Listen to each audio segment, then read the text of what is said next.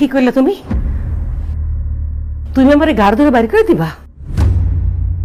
আরে জামাই, আমার পোলারে ভালো মন্দ না খাওয়াই আমি তোমারে ভালো মন্দ খাওয়াইছি।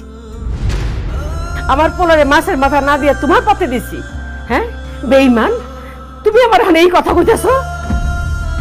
আমি তো আমার সন্তানের চাইতে তোমার বেশি ভালোবাসছিলাম, তুমি আমার এই প্রতিদান দিলা। আমি ভাবছিলাম যে তুমিও আমারে আমার সন্তানের মতোই ভালোবাসো, কিন্তু তুমি তো একটা স্বার্থপর। নিজের স্বার্থের জন্য তুমি দেখাইছো যে তুমি আমারে ভালোবাসো। আমার পোলার ইনকাম কম, টাকা পয়সা কম, তারপরে আমি আমার পোলারকে জোর করে তোমারে কত কিছু কিনে দিয়েছি। আমার পোলারে আমি কত কষ্ট দিছি। আমি এখন বুঝতে পারতেছি আমার পোলার বুকটা ফাইটটা গেছে, তার আমি অবহেলা করছি তোমার জন্য, এই তোমার জন্য। হ্যাঁ